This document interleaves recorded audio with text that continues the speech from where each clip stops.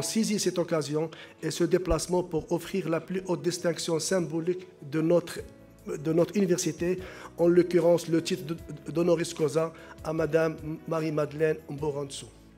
Nous allons vous faire rentrer dans la communauté Universiapolis, Université internationale d'Agadir. Ce moment solennel marque le début d'un parcours en commun. Nous sommes honorés et fiers que vous acceptiez notre distinction honoris causa.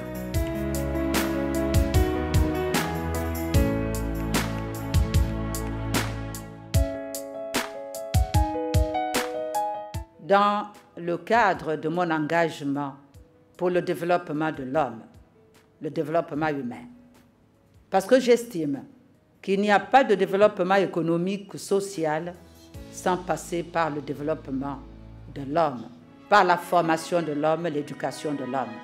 Tout part de l'homme, tout est pour l'homme et tout revient à l'homme. Je me suis engagée dans ce cadre-là. Comme l'a été bien avant moi, l'équipe qui a mis en place ce noble projet, l'Université internationale d'Agadir.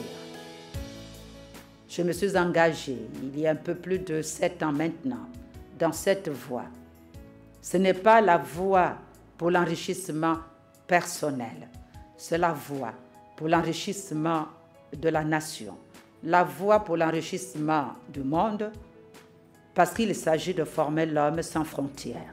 Si je me tiens debout ici, également dans cette salle à Agadir, c'est parce que des pionniers sont passés avant nous, avant l'équipe de l'Universiapolis, avant l'équipe de l'institution Berthéjean.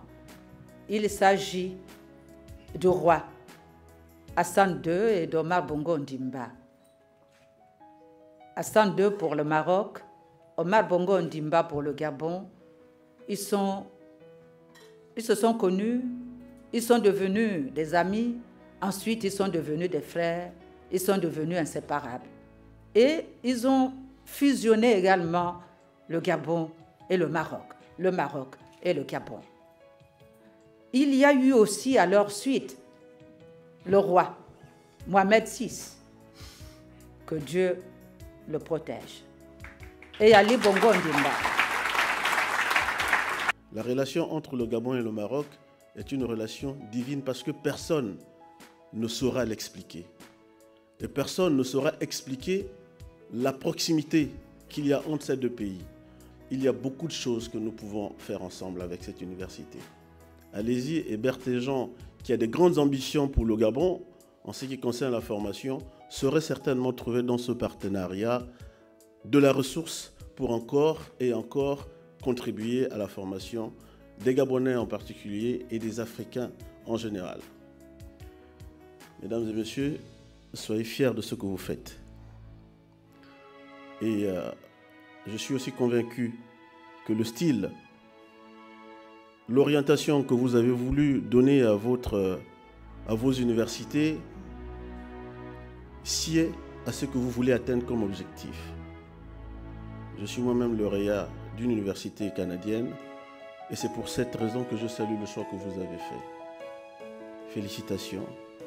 Je voudrais souhaiter à vous, à vos familles et à l'ensemble des personnes dans la salle tout le meilleur de 2015. Permettez-moi de vous présenter un cas d'un élève ingénieur ici présent avec nous et qui est gabonais, dont le projet entrepreneurial présenté dans une activité pédagogique à l'école polytechnique a retenu une intention très particulière au Gabon.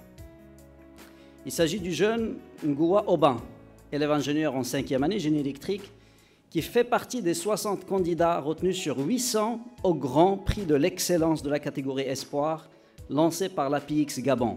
APIX Gabon, qui est un organisme géré directement par son Excellence le Président de la République gabonaise, dont la mission de promouvoir l'entrepreneuriat auprès des jeunes, issus de la diaspora gabonaise, mais aussi des jeunes issus de la formation nationale. Son projet d'entreprise dans le secteur des énergies renouvelables bénéficie d'ores et déjà d'un financement et d'un accompagnement et d'un coaching par cette agence. Cher étudiant Aubin, Ton expérience et ton aventure ne fait que commencer.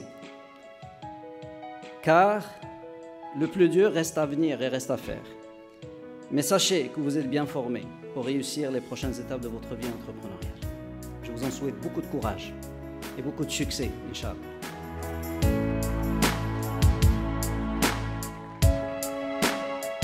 J'étais en France avant.